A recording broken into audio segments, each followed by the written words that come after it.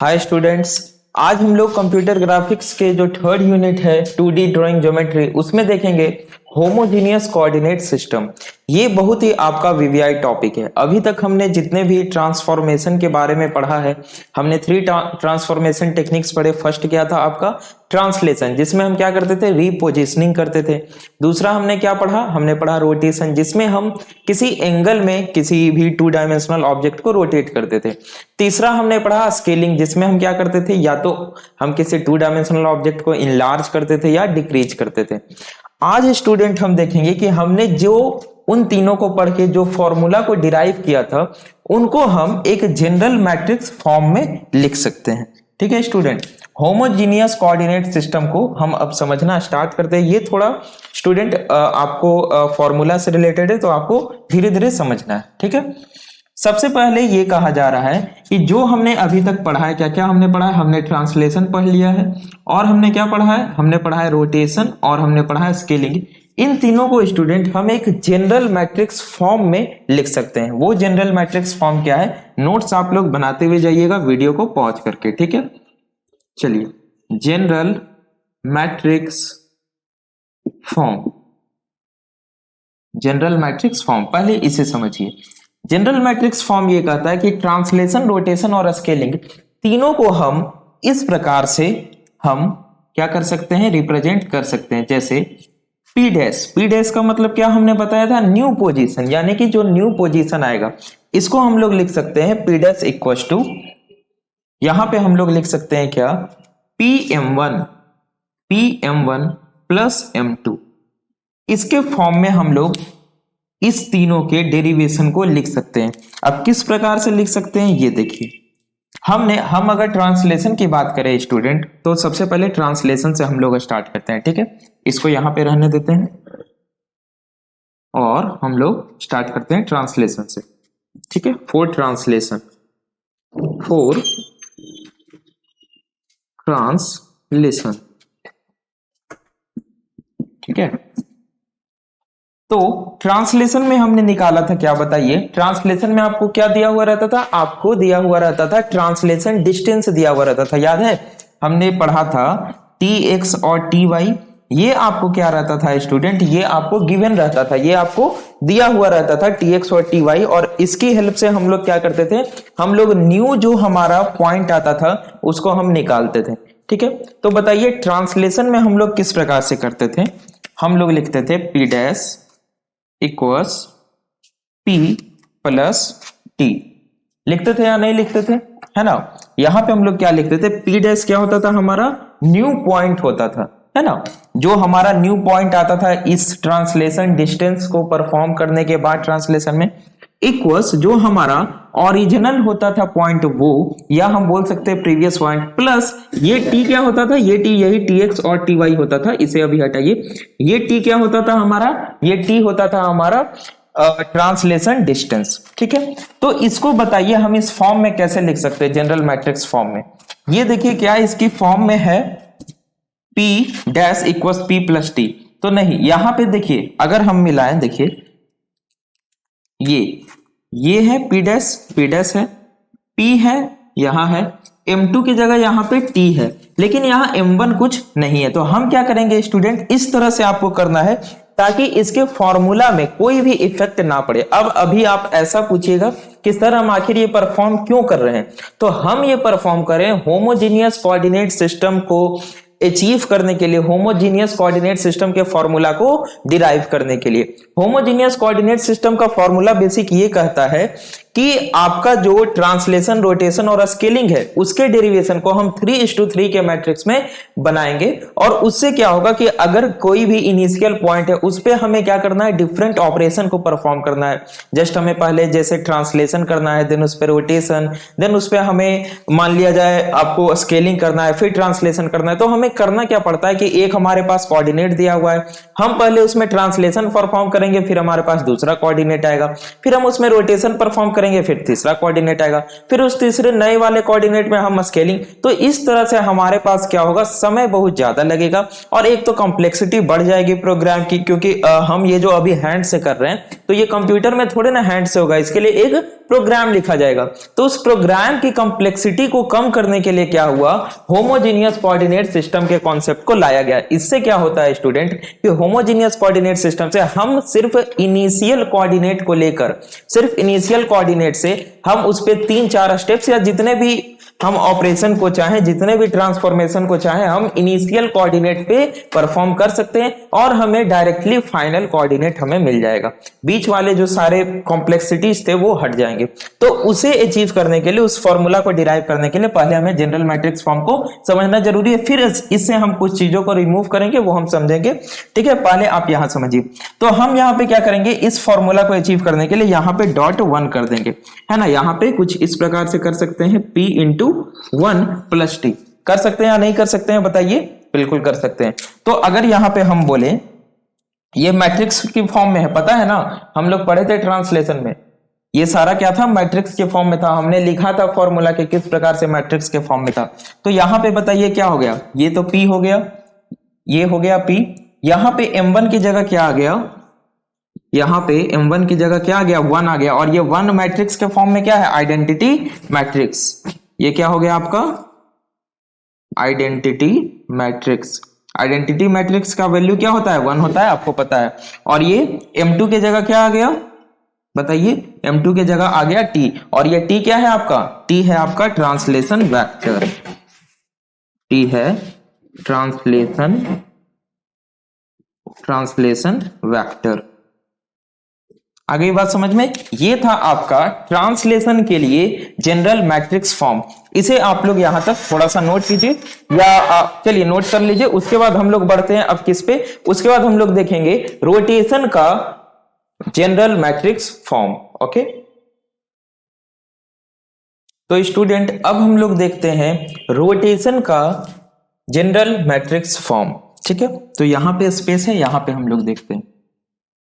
ठीक है, रोटेशन, अगर रोटेशन की बात करें जो हमने पढ़ा था, तो उसका जो हमने डिराइव किया था वो क्या था कि अगर हमें न्यू पॉइंट को हमें निकालना है तो हम क्या करेंगे, अगर हमें न्यू पॉइंट को निकालना है तो हम करेंगे क्या, ओरिजिनल पॉइंट इनटू क्या करते थे, रोटेशन से मल्टीप्लाई करते थे। और ये रोटेशन का 2 वैल्यू था हमारे पास, एक था क्लॉकवाइज के लिए, एक था एंटी क्लॉकवाइज के लिए। याद है ना आपको, हमने पढ़ा था डिटेल में। ठीक है, अब बताइए, ये है आपका रोटेशन का हमने फॉर्मूला डिराइव किया था, क्या ये इस जनरल मैट्रिक्स फॉर्म से मैच कर रहा है? मैच कीजिए। यहां पे देखिए p डैश है, ये भी p डैश है, p है, यहां p के जगह p है, और यहाँ पे m1 की जगह क्या है, r है। लेकिन यहाँ प्लस m2 स्टूडेंट यहाँ पे कुछ नहीं है। तो हमें इस तरीके से करना है ताकि इसके फॉर्मूला पे, इसके वैल्यू पे कोई इफेक्ट ना पड़े। तो हम क्या कर सकते हैं बताइए, यहाँ पे +0 कर सकते हैं। तो m2 की जगह क्या आ जाएगा बताइए, m2 की जगह यहाँ पे आ जाएगा आपका 0। आ गया ना? ठीक है, सो यहाँ पे हम कह सकते हैं, इसको हटा देते हैं, यहाँ पे m1 की जगह आ गया क्या आपका ये r, और m2 की जगह आ गया क्या आपका ये 0। ठीक है, तो चलिए अगर इसको मैं लिखूं, इस फॉर्मूला को अगर मैं मैट्रिक्स फॉर्म में लिख दूं तो कैसे लिखाएगा बताइए। p डैश मतलब क्या हो गया, p डैश का मतलब नया वाला वैल्यू हो गया आपका। तो यहां पे लिख सकते हैं हम x dash y dash matrix के फॉर्म में इक्वल्स p क्या था आपका, जो ओरिजिनल कोऑर्डिनेट था, दैट इज x और y। और r क्या है, r है आपका रोटेशन, और रोटेशन का 2 वैल्यू होता था। अगर हम अभी हम समझ के चल रहे हैं कि आपका थीटा पॉजिटिव है, दैट इज एंटी क्लॉकवाइज है। ठीक है, तो चलिए इसका क्या हो जाएगा आपका, इसका हो जाएगा आपका cos theta minus sine theta और कॉस थीटा। ये हो गया आपका p dash equals p into r, plus हमने क्या किया स्टूडेंट, 0 कर दिया। तो यहां ये दिख रहा है, ये दिख रहा है क्या, अच्छा 1 मिनट। तो स्टूडेंट थोड़ा सा ये ब्लर हो गया था, देखिए इसको फिर से समझ लीजिए। हम लोग देख रहे थे रोटेशन का हमने फॉर्मूला डिराइव कर रखा था पहले से, क्या कि p dash equals p into r, ये हमारा नहीं था। मींस क्या, जो हमारा न्यू पॉइंट होगा उसे हम कैसे फाइंड आउट करेंगे, जो हमारा ओरिजिनल पॉइंट होगा उसको रोटेशन से हम लोग क्या करेंगे, मल्टीप्लाई करेंगे। लेकिन हमें क्या करना है, इसे जनरल मैट्रिक्स फॉर्म में कन्वर्ट करना है। तो देखिए ये जनरल मैट्रिक्स फॉर्म में अभी हमारा नहीं है। जनरल मैट्रिक्स फॉर्म में कन्वर्ट करने के लिए हमें इस m2 के वैल्यू को देना पड़ेगा, लेकिन इस प्रकार से ताकि हमारे फॉर्मूला पे कोई इफेक्ट ना पड़े। तो हम क्या करेंगे, यहाँ पे 0 ऐड कर देंगे। अब हमारे m1 की जगह क्या आ गया, m1 की जगह हो गया ये r, और m2 की जगह हो गया ये क्या, 0। अगर अब हम इसे मैट्रिक्स फॉर्म में लिखें तो p डैश की जगह क्या हो जाएगा, x डैश y डैश, जो हमारा न्यू वैल्यू होगा।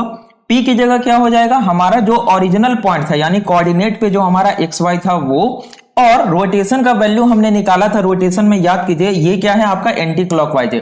अगर क्लॉकवाइज होगा तो क्या होगा बताइए, सारे थीटा की वैल्यू माइनस हो जाएगा, है ना, सीधी बात है।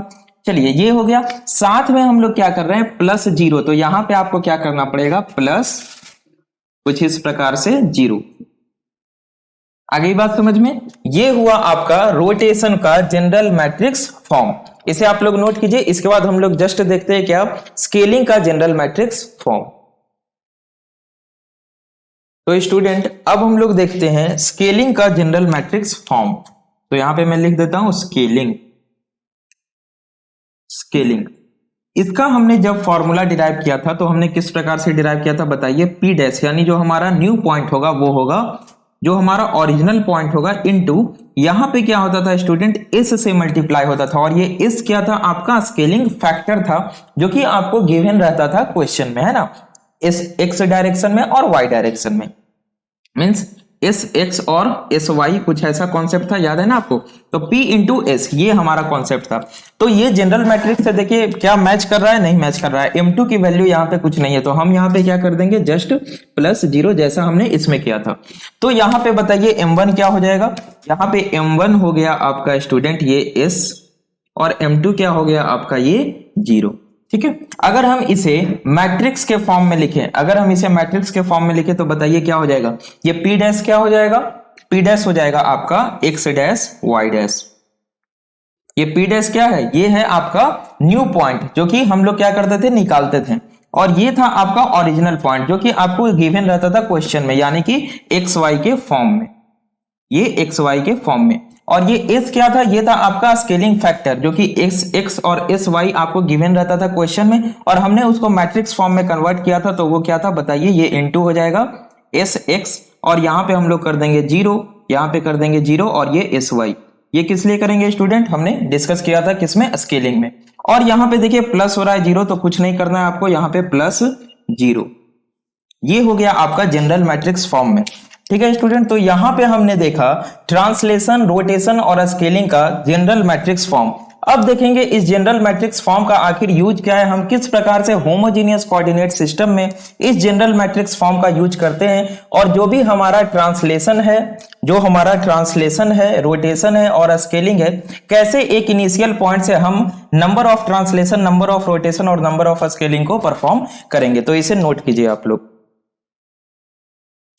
तो स्टूडेंट अब हम लोग देखते हैं कि इस जनरल मैट्रिक्स फॉर्म का यूज करके हम किस प्रकार से होमोजीनियस कोऑर्डिनेट सिस्टम को अचीव कर सकते हैं। तो अभी हमने क्या किया कि जनरल मैट्रिक्स फॉर्म, यानी कि इस फॉर्म में P dash equals PM1 plus M2, इस जनरल मैट्रिक्स फॉर्म में हमने ट्रांसलेशन, रोटेशन और स्केलिंग तीनों के फॉर्मूला को डिराइव कर लिया। किया कि नहीं, हाँ कर लिया। तो अब हम इस पे ऑपरेशन परफॉर्म करेंगे, यानी कि उस आधार पे उन तीनों पे भी ऑपरेशन परफॉर्म हो जाएगा, और हम लोग देखेंगे।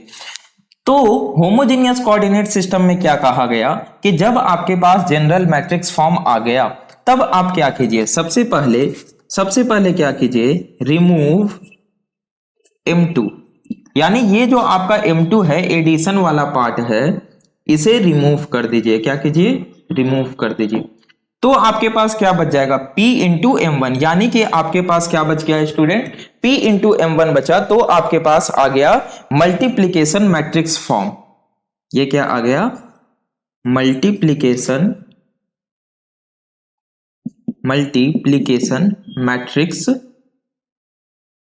मैट्रिक्स फॉर्म, है ना। ये क्या हुआ, दो मैट्रिक्स, ये क्या हो रहा है, P और M1 दोनों मल्टीप्लाई हो रहा है। यहां से M2 को हमने क्या किया, रिमूव कर दिया। तो ये हमारे पास मल्टीप्लिकेशन मैट्रिक्स फॉर्म आ गया। अब क्या कहा जा रहा है कि आपको क्या करना है, अभी ये 2:2 का मैट्रिक्स है। क्या है, अभी 2:2 का मैट्रिक्स है। इसे हमने कहा था 3:3 के मैट्रिक्स में कन्वर्ट करना है। कुछ इस प्रकार से कैसे कन्वर्ट करना है बोला गया। होमोजीनियस कोऑर्डिनेट सिस्टम में अभी हमारे पास टोटल कितने कोऑर्डिनेट में कितने एक्सिस थे हमारे पास, एक था हमारे पास x, दूसरा था हमारे पास y। अब क्या कहा गया होमोजीनियस कोऑर्डिनेट सिस्टम में कि एक आप क्या कीजिए, एक्सिस एक और ले लीजिए। क्या कीजिए, आप एक और एक्सिस ले लीजिए जिसे हमने w कह दिया, और ये क्या रहेगा आपका डमी रहेगा। क्या रहेगा, एक तरह से आप बोल सकते हैं डमी एक्सिस, यानी कि जो एग्जिस्ट नहीं करता है, जो कि एग्जिस्ट नहीं करता है। जस्ट हम इसे फॉर्मूला में यूज करने के लिए क्या करेंगे, यूज करेंगे इस W का डमी एक्सिस का। ठीक है स्टूडेंट, कुछ इस प्रकार से ताकि अभी तक जो हमारा एक्स वाई था, अभी तक जो हमारा क्या था एक्स वाई, ये हमारा क्या था कोऑर्डिनेट, ये बराबर हो स्टूडेंट एक्स वाई डब्ल्यू के। आगे बात समझ में, यानी कि हमें क्या करना है, एक डमी एक्सिस को लेना है। डमी एक्सिस क्या करेगा, ये W, इस तरीके से हमें इसे 3:3 का बनाना है ताकि ये एक्स वाई 2:2 के क्या रहे, इक्वल रहे।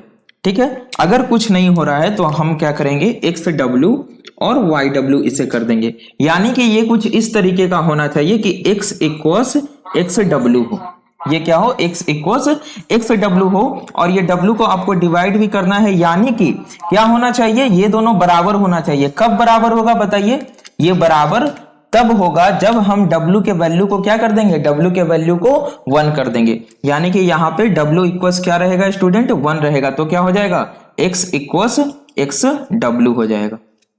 आई बात समझ में। तो w का वैल्यू क्या रहेगा स्टूडेंट, यहाँ पे w का वैल्यू रहेगा 1। ठीक है, तो इसका मतलब क्या है स्टूडेंट, अभी तक हमने जितने भी कोऑर्डिनेट्स लिए हैं, जहां जहां यूज किया, हमने क्या क्या यूज किया है, एक्स का यूज किया है और वाई का यूज किया है। अब हम क्या करेंगे, उन सभी के साथ में W का यूज करेंगे। क्या करेंगे, W का यूज करेंगे, और W का वैल्यू क्या होगा स्टूडेंट, 1 होगा।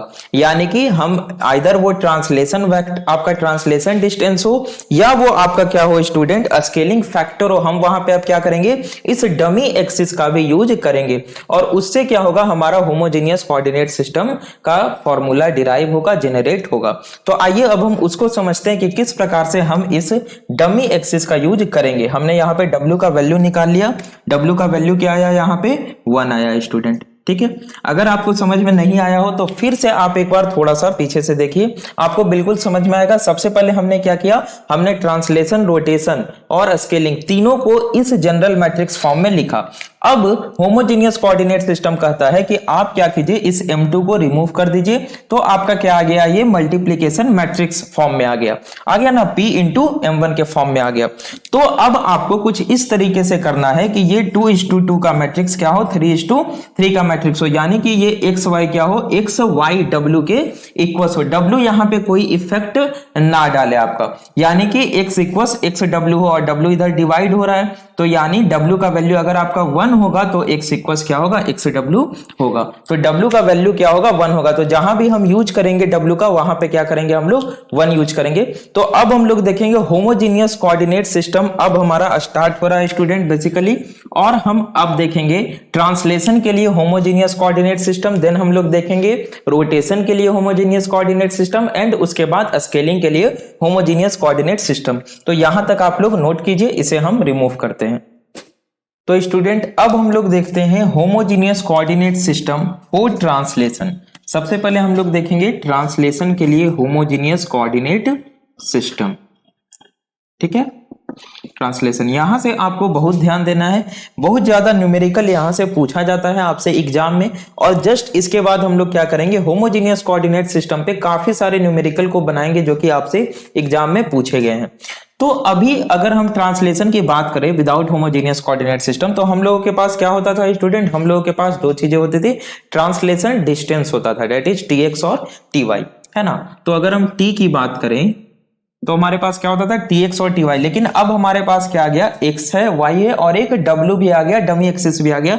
तो हमें तीनों के लिए लेना है, यानी 3:3 में। तो अगर हम बात करें तो हमारे पास क्या होगा स्टूडेंट, हमारे पास कुछ इस तरीके से हम क्या करेंगे, 1 कर देंगे पहले डायगोनल, 1 1 1, देन बाकी क्या हो जाएगा 0 0 0, ये हो जाएगा आपका tx और ये हो गया आपका ty। ठीक है, तो अगर आप देखें तो ये था आपका x के लिए, ये था आपका y के लिए, ये क्या हो गया आपका w के लिए हो गया। ठीक है, ये क्या हो गया आपका w के लिए हो गया।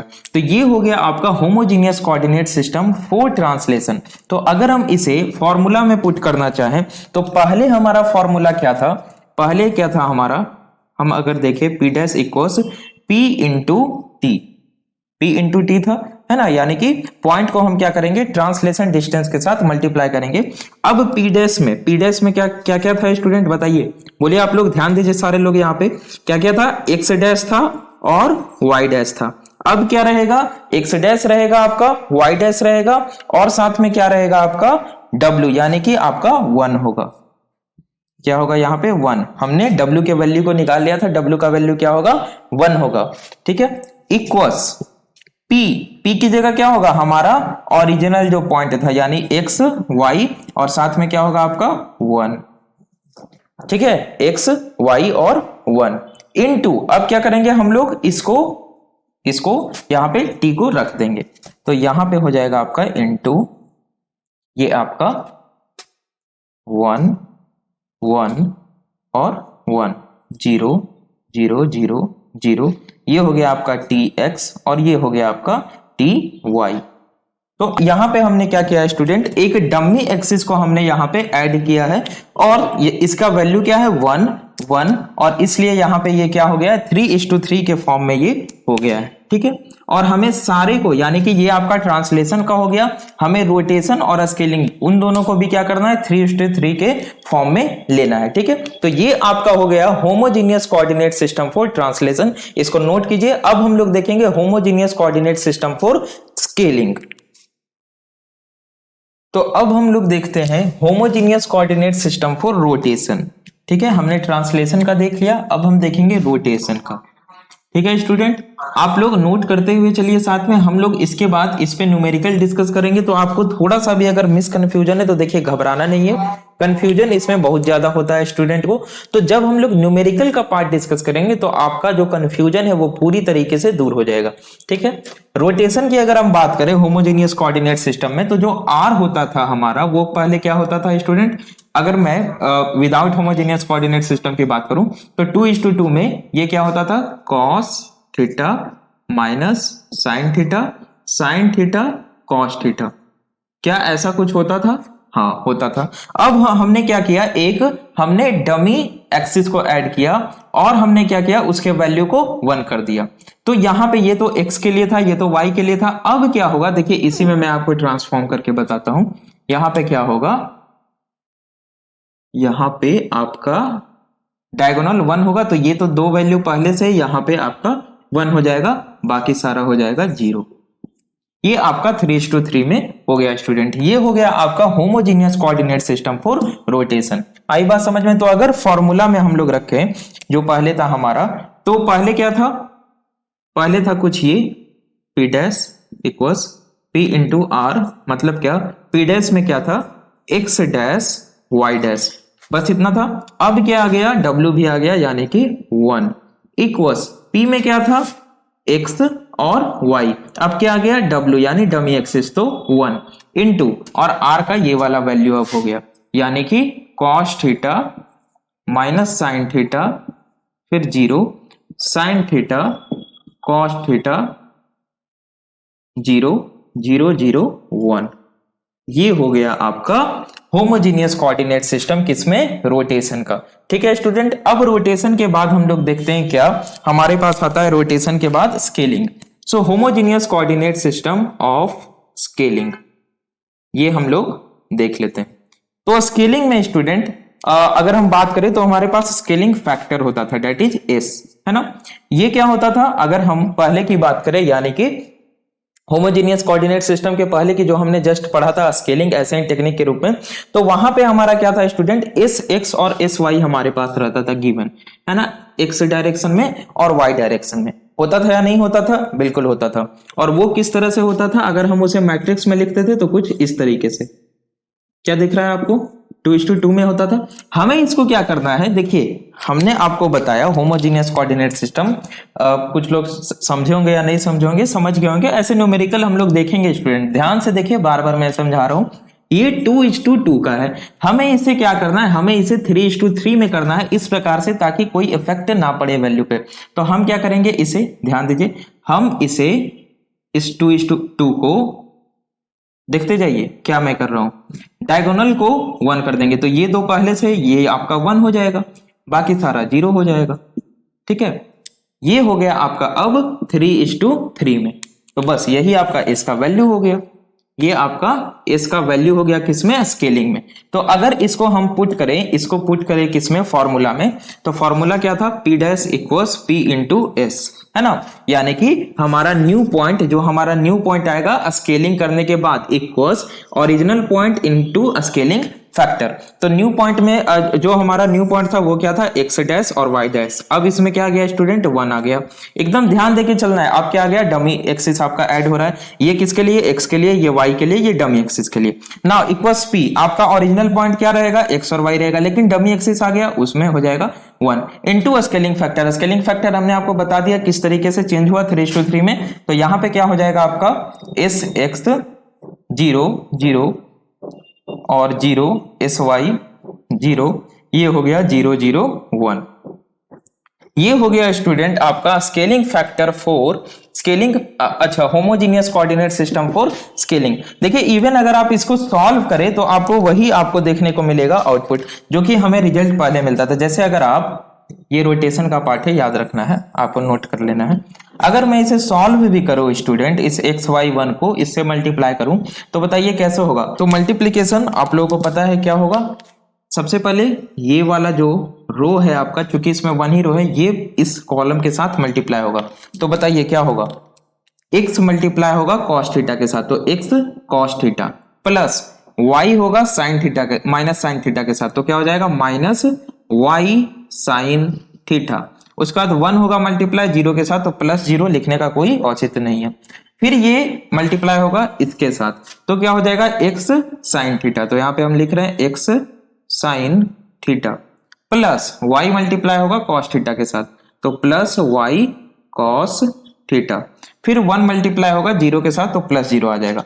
अब अगेन ये फिर मल्टीप्लाई होगा इसके साथ, तो x मल्टीप्लाई होगा 0 के साथ 0 प्लस y मल्टीप्लाई होगा 0 के साथ 0 प्लस 1 मल्टीप्लाई होगा 1 के साथ, तो ये हो जाएगा आपका 1। तो ये आ गया आपका 1:3 का आपका मैट्रिक्स, ये आ गया आपका आंसर। तो अगर हम मैच करें स्टूडेंट, तो रोटेशन की बात करें तो हमारे पास जो पहले आउटपुट था, यानी कि होमोजेनियस कोऑर्डिनेट सिस्टम के पहले, वो क्या था, x cos theta minus y sin theta और x sin theta plus y cos theta. आपको याद होगा हमने क्या निकाला था, x का वैल्यू, यानी कि ये x डैश था, ये हमारा y डैश था, और ये क्या हो गया स्टूडेंट, जो एक्स्ट्रा 1 आया है, ये है हमारा w। दिख रहा है आप लोगों को, यस दिख रहा है, ठीक है। तो ये जो हमारा एक्स्ट्रा 1 आया है, ये किसके लिए, w है, और w की वैल्यू हमने बताई थी 1 आता है। ठीक इसी प्रकार अगर हम इसमें करें स्टूडेंट, आइए इसको भी एक बार देख लेते हैं। तो अगर हम इसमें करें तो बताइए क्या होगा, चलिए देखिए x और sx ये दोनों मल्टीप्लाई हो जाएगा, है ना। तो बताइए यहाँ पे क्या होगा स्टूडेंट, यहाँ पे आपका हो जाएगा, यहाँ पे ये देखिए क्या है, x है और sx है, तो ये दोनों क्या हो जाएगा आपका, मल्टीप्लाई हो जाएगा, तो हो जाएगा x इंटू sx। उसके बाद ये x 0 के साथ, ये x 0 के साथ, यहाँ 1 मिनट, ये x होगा आपका sx के साथ, तो x इंटू sx। अब आपका y होगा 0 के साथ कुछ नहीं, 1 होगा 0 के साथ कुछ नहीं, देन x होगा 0 के साथ 0 हो गया, y होगा sy के साथ, तो यहाँ क्या हो गया, x इंटू sy, और ये y होगा 0 के साथ 0 हो गया, 1 होगा आपका 0 के साथ 0, 1 होगा 0 के साथ 0, 1 होगा 1 के साथ 1। तो अगर हम बात करें स्टूडेंट, अगर हम बात करें इसकी स्केलिंग की, तो स्केलिंग में हमारा जो x डैश था, जो एक्स डैश था, एक्स डैश क्या था हमारा, ये था x इंटू एस एक्स है ना, p इंटू एस, यानी p क्या है हमारा, और p है हमारा ओरिजिनल कोऑर्डिनेट, और s क्या है हमारा स्केलिंग फैक्टर। उसी प्रकार ये क्या है आपका y डैश हम लोग निकालते थे, और ये जो है ये w के लिए है, ये क्या है 1 हमारा डमी है। तो हमने क्या किया है बेसिकली होमोजेनियस कोऑर्डिनेट सिस्टम में स्टूडेंट हर एक जो भी हमारा डेरिवेशन था सभी को 3:3 के मैट्रिक्स में हमने क्या किया है, कन्वर्ट किया है 3:3 के मैट्रिक्स में। अब ये जो 3:3 के मैट्रिक्स में कन्वर्ट करना है स्टूडेंट, इसी को बोला जाता है होमोजेनियस कोऑर्डिनेट। ध्यान दीजिए होमोजेनियस कोऑर्डिनेट किसे कहा जाता है, हमने ट्रांसलेशन वाला कहा गया, अच्छा ट्रांसलेशन हमने रिमूव कर दिया है, तो ये जो आपका हुआ स्टूडेंट ये है आपका होमोजेनियस कोऑर्डिनेट ऑफ स्केलिंग। ये है आपका क्या, होमोजेनियस कोऑर्डिनेट ऑफ रोटेशन, ठीक है। और वो जो आपका स्केलिंग ट्रांसलेशन वाला था वो क्या था, होमोजेनियस कोऑर्डिनेट ऑफ ट्रांसलेशन। ये हुआ आपका स्टूडेंट होमोजेनियस कोऑर्डिनेट का पूरा, जो एक तरह से बोला जाए तो थ्योरी कॉन्सेप्ट आप कह सकते हैं, या हम लोगों ने जो डेरिवेशन किया वो वाला कॉन्सेप्ट। अब हम लोग नेक्स्ट वीडियो में क्या करेंगे स्टूडेंट, इसके कुछ प्रैक्टिकल देखेंगे ताकि आप लोगों को समझ में आए। अगर आपको थोड़ा सा भी इसमें कंफ्यूजन है स्टूडेंट, पहले तो आप सारे पॉइंट्स को नोट कर लीजिए, सारी बातों को एक एक चीजों को नोट कर लीजिए, ठीक है। उसके बाद आप क्या कीजिए, न्यूमेरिकल वाले पार्ट पे आइए, ठीक है। न्यूमेरिकल इसके बाद वाला वीडियो है, और न्यूमेरिकल में हमने आपको बताया है, या हम जो भी वीडियो बनाएंगे उसमें आपको बताएंगे कि किस प्रकार से इसका यूज हम लोग करते हैं। तो वहां पे आपको जो सारी बातें क्लियर हो जाएंगी, ठीक है। जो भी आपको थोड़ा बहुत डाउट हो रहा होगा वो आपको क्लियर हो जाएगा। तो चलिए हम लोग अब मिलते हैं अपने नेक्स्ट लेक्चर में, इसको आप नोट कर लीजिए, homogeneous coordinate of rotation and homogeneous coordinate system of scaling. Thanks for watching.